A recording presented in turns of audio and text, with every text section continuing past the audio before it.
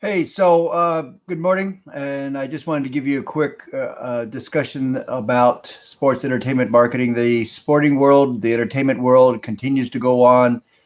Nominations for Oscars, nominations for Golden Globes, they're going to continue. The Golden Globes have been out. The Super Bowl this weekend, next weekend is the Daytona 500. The world continues. Sports has to have a place to express itself, and that's what we're interested in seeing. And it's got to happen. And companies need to express their brands, their images. They need to be a part of this. So we're continuing to see sponsorship on race cars, sponsorship involved in all forms of sports. We will see sponsors involved with the Oscars, with the Golden Globes. And on all forms of entertainment. So the world goes on regardless of the pandemic, maybe in a more refined way or a more sympathetic way. But I just wanted to discuss some of the things we're going to talk about. These are all in our first chapter. We're going to talk about channel management, which is determining the best way to get a company's products or services to customers. Lots of different channels. We'll discuss each one of those, what they are, distribution, advertising channels, distribution channels, entertainment channels, the platforms that we discussed briefly, pricing, marketing information management, which is how we gather information about customers, both pre and post. So research is so critical.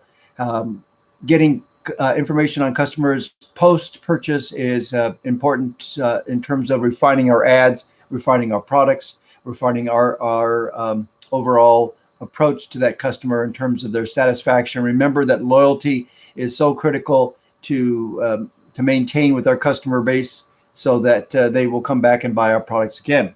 Number 4 is product service management. So that is designing, developing, maintaining, improving, and acquiring products or services for the purpose of meeting customer needs. A lot of companies today will have adapted the approach that if you can't beat them, buy them. So companies like Salesforce, I've noticed, instead of developing new products, they buy companies that are their competitors or have a new product out. A lot of companies are doing that in the IT world as well. Uber just bought a liquor delivery business. So Uber obviously is trying to expand its services and beyond just being a ride service. So food delivery, Uber Eats, and now they're going to do obviously Uber liquor delivery. I don't know how that's going to pan out in terms of making sure that the liquor they deliver is going to someone who is 21 or older. But Ease has worked for marijuana delivery. So, you got to get on the bandwagon. But these companies aren't developing new products. They're just buying other companies. But, there is opportunity. So if you've got a great idea, start developing it and then sell it for big money. So that's number 4. Number 5, of course, is promotion. How do we get our name out there? So keep in mind that social media is one platform, public relations is the other. Got to promote it, got to get the media, the influencers to talk about you. Number 6 is selling. So there's 2 different platforms for that. One is direct selling, face-to-face, me talking to you by Zoom, you actually calling on people. That is kind of reserved right now, but your people are going to go back to calling on customers very soon. I assume once vaccines are more prolific. I guess that's the word, prolific. Yeah. And then selling is just an ongoing interface with customers through all the advertising and other promotions that we do. And finally, market planning.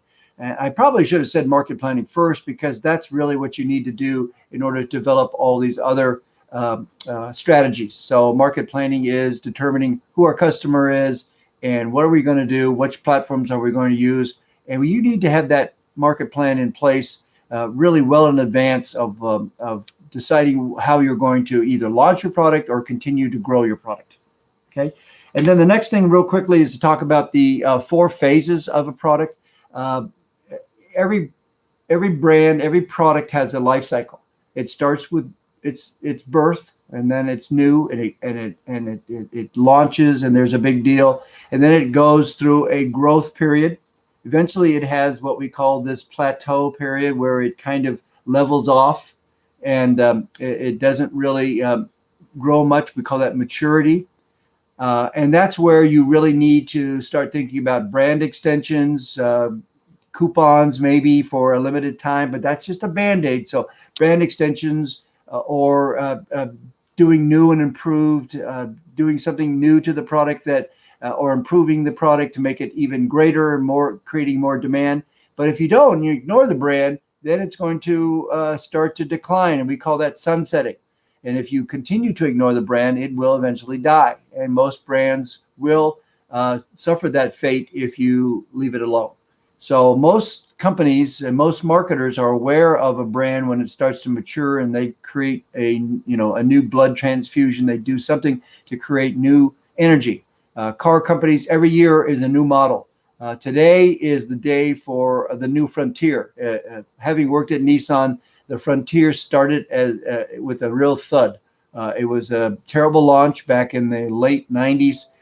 Did not do well. The truck kind of just wavered along there for a while, and then they got a new surge. So it was at a maturity level. But this is a truck that its predecessor was called the Hardbody, did really well, and then they changed it, gave it a name, the Frontier, ugly truck. And then it probably by 2003 or 4, a new marketing team came in, a new design team came in, brought new life to it. But it's been the same truck for 20 plus years.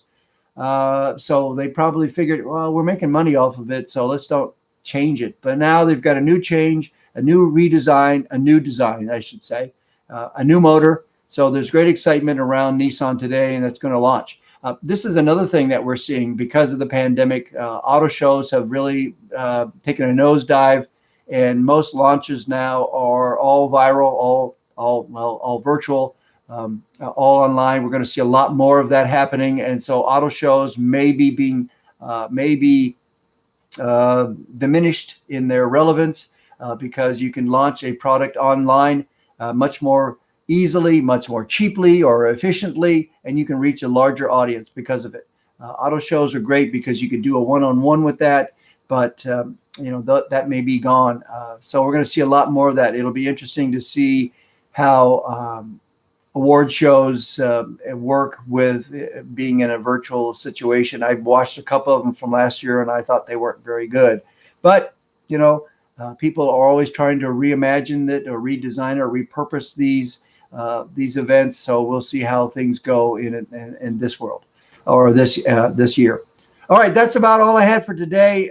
8 minutes, so quick and easy. Please review this and look at the PowerPoints I have up for chapters 1 and 2. We'll go through them briefly on Tuesday. Thanks. Appreciate your time. Talk to you soon.